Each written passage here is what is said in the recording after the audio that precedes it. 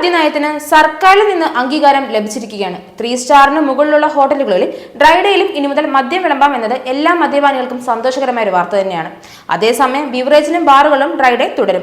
5 നക്ഷത്ര സൗകര്യമുള്ള യാനങ്ങളിലും മദ്യം നൽകാൻ അനുമതിയുണ്ട്. ഇതിനായി യാനങ്ങൾക്ക് ബാർ ലൈസൻസ് നൽകും. നേരത്തെ സംസ്ഥാന സർക്കാരിന്റെ മദ്യനയത്തിനെതിരെ വലിയ വിമർശനം ഉയർന്നിരുന്നു. ഡ്രൈ ഡേയിലടക്കം അന്തിമ തീരുമാനത്തിലെത്താൻ കഴിയാത്ത സംസ്ഥാന സർക്കാർ പലതവണ മന്ത്രിസഭാ യോഗത്തിൽ മദ്യനയത്തിന് തീരുമാനമെടുക്കാൻ മാറ്റിവെച്ചിരുന്നു. ടൂറിസം മേഖലയെ ഒഴിവാക്കിക്കൊണ്ട് മറ്റു മേഖലകളിൽ ഡ്രൈ ഡേ തുടരും എന്നതായിരുന്നു ഒടുവിലത്തെ തീരുമാനം. 3 സ്റ്റാറിന് മുകളിലുള്ള ഹോട്ടലുകളിൽ ഡ്രൈ ഡേ മദ്യം നൽകാം. വിവാഹം, അന്തർദേശീയ കോൺഫറൻസ് എന്നിവ സംഘടിപ്പിക്കുന്ന ഹോട്ടലുകളിലും ഇളവുണ്ട്.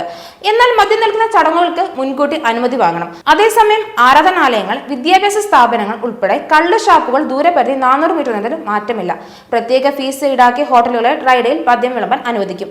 1,00,000 രൂപയാണ് ഫീസ്. വിനോദസഞ്ചാര മേഖലയിൽ പ്രത്യേക യാനങ്ങളിൽ മദ്യം വിളമ്പാൻ അനുമതി നൽകിയിട്ടുണ്ട്. ക്ലാസിഫിക്കേഷൻ അടിസ്ഥാന ആയിരിക്കും അനുമതി. ക്രൂയിസ് ബോട്ടുകൾ അടക്കമുള്ള യാനങ്ങളിൽ അനുമതി നൽകിയിട്ടുണ്ട്. ഹൗസ് ബോട്ടുകൾ ഈ വിഭാഗത്തിന്റെ പരിധിയിൽ വരത്തില്ല. ഹോട്ടലുകൾ ഉൾപ്പെടുന്ന റേഞ്ചിലെ കള്ള് ഷാപ്പുകളിൽ നിന്ന് കള്ള് വാങ്ങി വേണം വിളമ്പാൻ.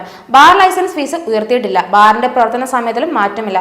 ഇതെല്ലാം പറയുമ്പോൾ ഒരു കാര്യം നമ്മൾ ചർച്ച ചെയ്യേണ്ടിയിരിക്കുന്നു. പിണറായി സർക്കാർ അധികാരത്തിൽ വന്നപ്പോൾ മദ്യനയം തുടച്ചു നീക്കുമെന്ന പ്രഖ്യാപനമായിട്ടാണ് രംഗത്ത് വന്നിരുന്നത്. പിണറായി സർക്കാർ മദ്യനയം ആവിഷ്കരിച്ചത് തന്നെ ജനവഞ്ചനയോടാണെന്ന് KPCC മുൻ പ്രസിഡന്റ് VM സുധീർ നേരത്തെ തന്നെ പറഞ്ഞിരുന്നു. മദ്യം കേരളത്തിൽ ഒരു സാമൂഹിക വിപത്തായി മാറിയിട്ടുണ്ട്. മദ്യനയത്തിന്റെ ഉപയോഗവും ലഭ്യതയും പടിപടിയെ കുറയ്ക്കാൻ സഹായകമായ നിയമപരമായ നടപടികൾ ഇടതുപക്ഷ ജനാധിപത്യ മുന്നണി സർക്കാർ സ്വീകരിക്കുമെന്നായിരുന്നു നിലപാടുകൾ. മാനിഫെസ്റ്റോയിലൂടെ ജനങ്ങൾക്ക് നൽകിയ ഉറപ്പ് ഇതായിരുന്നു. ഇതിന്റെ തുടർച്ചയായി മദ്യവർജനമാണ് തങ്ങളുടെ നയമെന്നും ഇടതുമുന്നണി നേതാക്കളും സർക്കാർ വക്താക്കളും ആവർത്തിക്കാറുണ്ട്. ഇങ്ങനെയെല്ലാം പറഞ്ഞവരാണ് മദ്യശാലകൾ വ്യാപകമാക്കിയതും ആ പ്രക്രിയ തുടർന്നുകൊണ്ടിരിക്കുന്നതും. ഇതിലൂടെ മാപ്പർഹിക്കാത്ത ജനവഞ്ചനയാണ് ഇടതുമുന്നണി സർക്കാർ നടത്തിവരുന്നത്. പിണറായി സർക്കാർ അധികാരത്തിലേൽക്കുമ്പോൾ സംസ്ഥാനത്തിൽ ഉണ്ടായിരുന്നത് കേവലം 29 ബാറുകൾ മാത്രമായിരുന്നു. അതിപ്പോൾ 920 മേൽ കവിഞ്ഞിരിക്കുന്നു. ബെഫ്കോയുടെയും കൺസ്യൂമർ ഫ്രണ്ടിന്റെയും 306 ഔട്ട്ലെറ്റുകൾ പുറമെയാണിത്.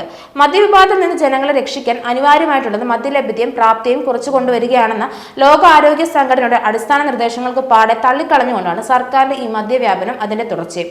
IT മേഖലയിൽ മദ്യശാലകൾ തുടങ്ങാനുള്ള നീക്കങ്ങളും സർക്കാർ ആരംഭിച്ചിട്ട് കുറച്ചു കാലമായി. അത് ഉയർന്നു വന്നപ്പോൾ തന്നെ അതിന്റെ പ്രത്യാഘാതങ്ങളെ കുറിച്ച് മുഖ്യമന്ത്രിക്ക് കത്ത് നൽകിയിരുന്നു. ഇപ്പോൾ നിലവിലുള്ള ഡ്രൈ ഡേ പിൻവലിക്കാനുള്ള അജണ്ടയുമായിട്ടാണ് സർക്കാർ വന്നിട്ടുള്ളതെന്ന് VM സുധീർ നേരത്തെ തന്നെ പറഞ്ഞിട്ടുണ്ടായിരുന്നു.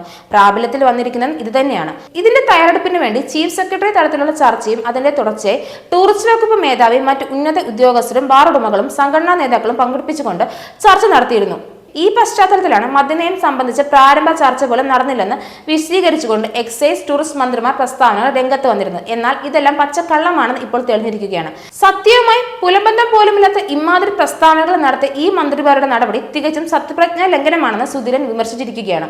ഇടതു സർക്കാരിന്റെ പ്രഖ്യാപനങ്ങളും പ്രസ്താവനകളും വെള്ളത്തിലായിരിക്കുകയാണ് ഇപ്പോൾ.